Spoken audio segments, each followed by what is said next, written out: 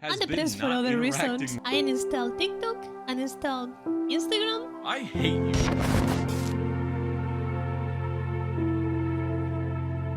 You make me so angry, oh my goodness, so angry in fact, that I'm going to dedicate all of my time to paying attention to everything that you do in order to adequately be upset with you. When I put it like that, it's kind of obvious how ridiculous of an attitude that is to have, and yet it's one of the most common to have online. It's a response to what's usually referred to as rage bait or engagement bait. Someone posts something obviously wrong or debunkable in order to incite a response from the viewer, usually negative, and that gets them to engage with the post. This is also pretty common online. Ever since that one billionaire that pretends to be an engineer bought Twitter and made it so people can get payouts based on how much engagement their tweet gets, it has been so difficult to use that website. Ever since that change, every single... In my opinion, I think it's also difficult, but I wasn't there before, so I don't know. Viral tweet is one of two things. Either A, some moron making some absolute brainhead take, or B, someone dunking on that moron by just saying, nuh-uh. This is what the internet has come to recently, inciting hate or frustration for easy engagement. And the more and more it works so easily, the more and more people are gonna wanna do it for a quick buck. So now I'm gonna talk about it more because that's how you make a video. So I'm gonna talk about TikToks now. And also shorts and reels, but those are basically just TikToks on a different website. TikTok and other short-form content is one of the leading forces of this new wave of anger-based engagement. They say it's part of the TikTok meta. Mispronounce a word in a video, add a typo to your description, to mention a few of the more harmless ones. This is... Wait. 100%. I've done it. Especially the typos one. When you type something not exactly correct. With these ones specifically, they want you to comment and correct them, because what that means is they'll get more engagement and it'll get pushed more, which means more money for them. TikTok, like most social media sites these days, doesn't really care whether the engagement is positive or negative. They just care if you're spending time on their platform. I wouldn't know too much about TikTok though because I don't have it. I only watch it whenever I have media time with my girlfriend, which is basically whenever she forces me to watch them over FaceTime before I go to sleep. I can think of so many TikTok creators that have been talked about by other commentary YouTubers specifically for this reason. You have the clean girl, Jeremy Fragrance, every other grifter that says a slur and then gets propelled into quasi-stardom. It's crazy how quickly these people grow. And they're able to do it all by making people angry. Sure, it doesn't work for everyone, but there's something to be said about the fact that so many people that get popular these days do so by making people as angry as possible. That, or you just make an okay joke in a street interview and then you become a media conglomerate. Because of this TikTok meta, you're incentivized to keep mistakes, errors, and even straight up lies in your content.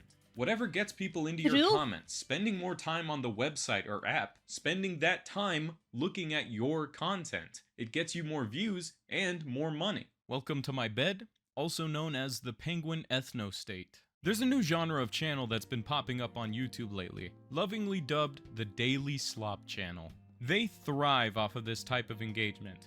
They make videos about current events, usually internet related, and it doesn't matter if they make a mistake or misinform their audience. If and when they do make a mistake, it's good for them. I love how he has the script on the iPad right there so we can all see it. I love that. He just adds a little point to the video. Because it gets more people to comment on their videos, and with how quickly the internet moves, they'll just forget about it in like a week. This is going a little bit off tangent, but people are so allergic to just using the web browser that's built into whatever device they're using to look up and verify something. It's really not that hard, especially these days, to look something up before you say it. Sure, you can make little mistakes here and there, nobody's perfect, but a lot of these people have admitted that it's just easier and better for engagement not to care at all. It's gross and it sucks. As much as I like Pyrocynical's big-ass videos about video games that take place all in lay head, Pyro Live has gotten so bad lately, and I can't bring myself to watch it anymore. Hey guys, today I'm gonna talk about the Fringle situation. So Fringle said a slur or something. I don't know. Here's 8 minutes of jelly truck.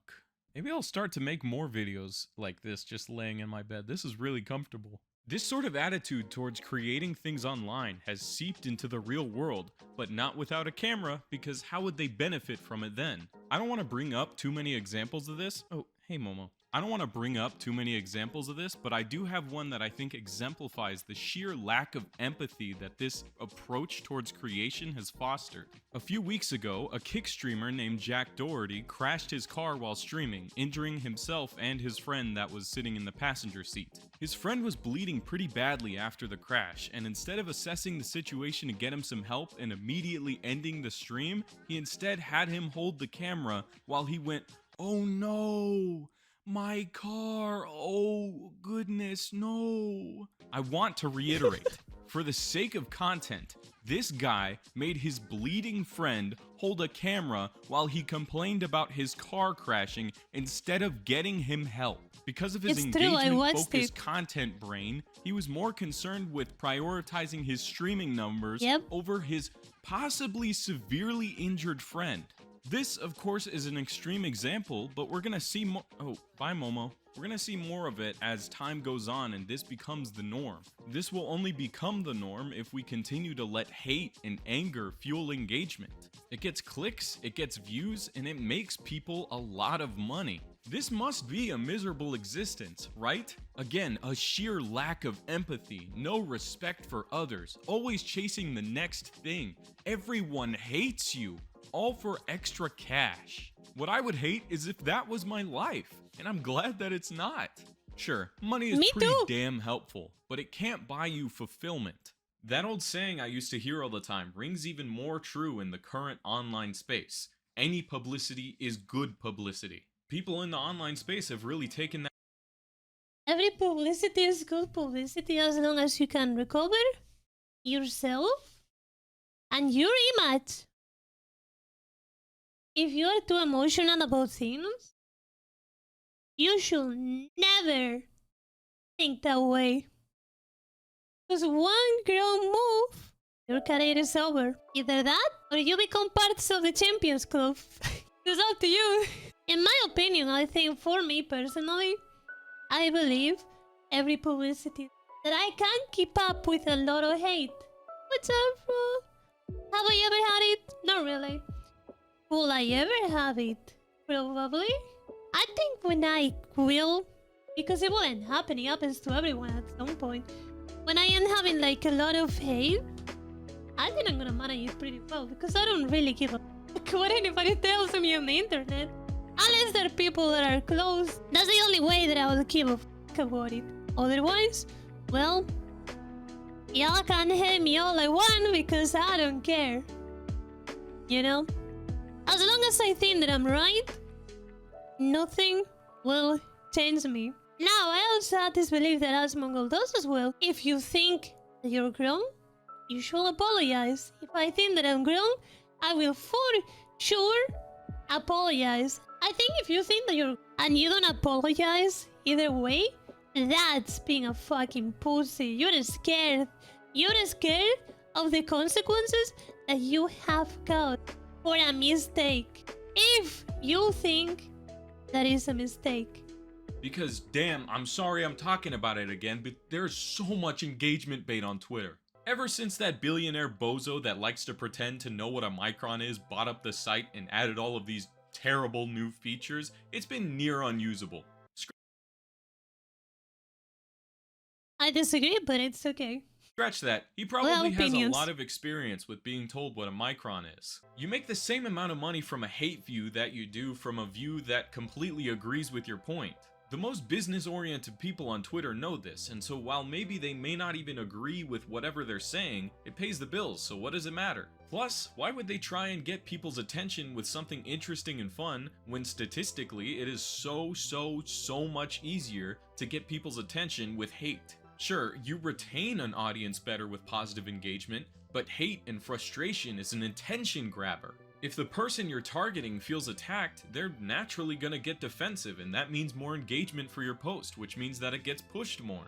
Regardless of if your tweet gets ratioed to oblivion or your ass gets beat in the quote retweets, you still get money from that engagement. So if you're a ghoul with no feelings, there's no reason for you not to pick the easiest option. A ghoul with no feelings. And that's really what it is. It's much harder to create interesting content that people love and want to engage with just because they like it so much than it is to post something that you know people are gonna have a problem with. They can't resist dunking on you, and in turn, giving you the engagement and views you wanted in the first place. Hate is so much easier to manufacture than love and interest. One takes time and effort, and one of them is as easy as just saying the wrong thing.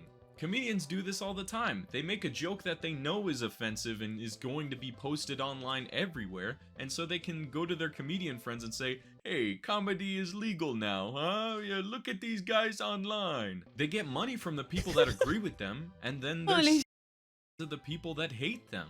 Because of all of this, people are much angrier now than they've ever been. There's so much unfettered rage on the internet. Hate for people that you've probably never met before. For some reason, we're supposed to treat that like it's normal? Why do we always blame the people getting harassed or attacked for daring to post online rather than the attackers and the harassers? Oh guys, I think I just realized something. I think social media is actually bad for us. There's this hilarious clip of the Costco guys on Jimmy. Very true, by the way. Social media is really, really bad. And this is why some people that are chronically online and being distanced from the reality. That's super bad. When you start to see a blurring the line between internet and reality, you gotta check yourself. You do. Because if you don't, you're gonna get lost. And you don't want to get lost. Because the moment that reality comes to you, kicking the door, and the consequences of like not seeing reality will eventually come. They always come. Because like the internet, sure, maybe forever, like your life, it will not give you anything outside of, you still got real life to take care of, you know, like we're living things. We're not a cog in the machine. We are people that live in real life with a computer, phone, and we connect to the internet. But at the end of the day, we are people in real life. Touch some fucking grass. I need to. Sort of illustrates exactly what I'm trying to say here, and in a better way than I probably could. I do need to touch some grass too. More.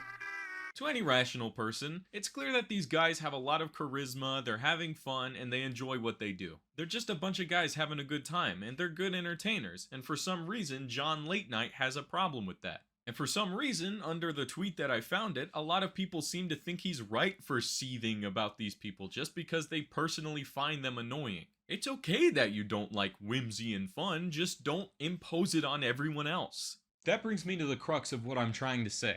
Anger is one of the main things driving engagement on the internet these days, and people are just getting used to it. For some reason, a lot of creators and watchers have decided that this is just the meta, and so to succeed on YouTube, TikTok, wherever, you have to play this game. It is the meta. Yeah, it is the meta. It is. Do you have to play by it? Well, just like you can use the Jackal on Black Ops because it's the meta. Well, you can also use Sniper, you can also use the DMR, you can use many other things. You don't have to use the meta. And it's there, it's real. You have to use it? No. Do you see me with boobs on the internet? No, I'm flat. Like in real life. You don't have to play the meta. You don't have to. It is there though. I think that's ridiculous. There are plenty of creators that are successful making things that they want to make, doing it in a way that makes people happy and engaged. That's what I'm saying, These people have no need for engagement baiting. It's just that it's the easiest way to do it. You're doing it without any soul or life. I have such a big problem with people excusing their favorite creators for doing all of these things because they're just playing the game or it's the meta. Being self-aware about doing something bad doesn't make it any better. In fact, I'd say that it makes it shittier when you do it. All of these creators know what they're doing. They're trying to goad you into wasting your time on their content. They're trying to make you angry on purpose.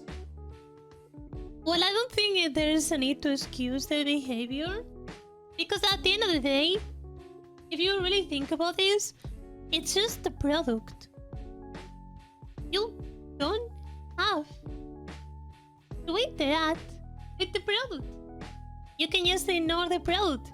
So like, while I don't think that we will need to even excuse it, we should teach IRL about all this stuff so that people don't fall for these things. Because if you don't watch it, people will stop doing it. So you can't really put all the fault on the creator for doing something that works. You gotta teach people to not fall for it. That's my opinion, though. That's it. People talk a lot about doom scrolling, seeing bad things on your timeline, captivating you to continue scrolling, feeling worse and worse. That doesn't happen to me anymore. I uninstall TikTok, uninstall Instagram. I don't watch shorts. I don't watch any short content besides scrolling through my feed on Twitter every so often to like post some things because I'm a content creator and I gotta keep it alive somehow. I don't watch any sort of short content, and I'ma tell you, my life is so much better. Intentional. It's so much more profitable to keep you depressed and full of anger. The best thing for my sanity and mental health has been not interacting with anything on Twitter and limiting my time on the app altogether. When something that's clearly trying to rile you up comes up, close the app, ignore it, or put the little not interested button and then just let the algorithm know you don't want to see it anymore. On Twitter. It really does help. Unfortunately, as a result of all of these people engagement baiting, I still end up seeing porn every so often, but whatever, man. I keep looking. People who aren't looking for that. It's actually funny. The porn is more strong than rage bait. I end up seeing more porn on Twitter than I am seeing rage. And I block them equally as much. But for some reason, fucking porn is everywhere, man. Fucking hell, man. God damn, bro. So annoying.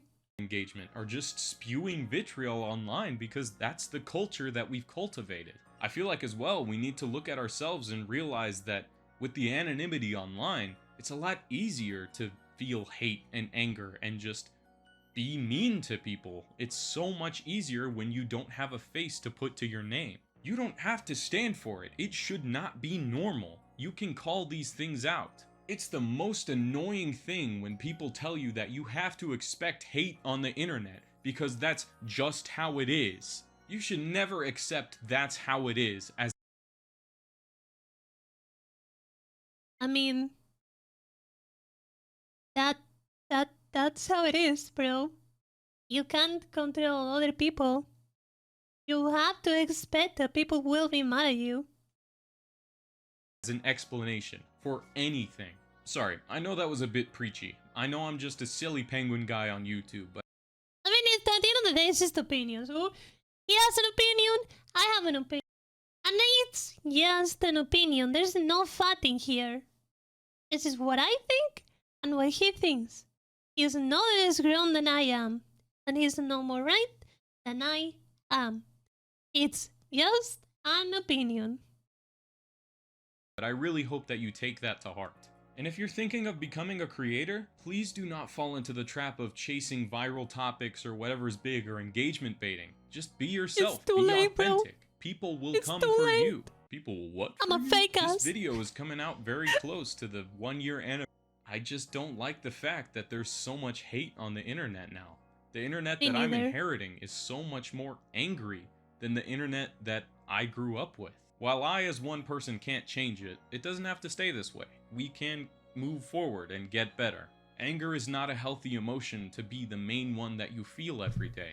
It will not last find forever. Something that makes you happy. Anyways, Greenlos, I have to go. I'm gonna go play some video games, and by that, I mean I'm gonna turn on my PlayStation and then probably sit on my phone for an hour and a half.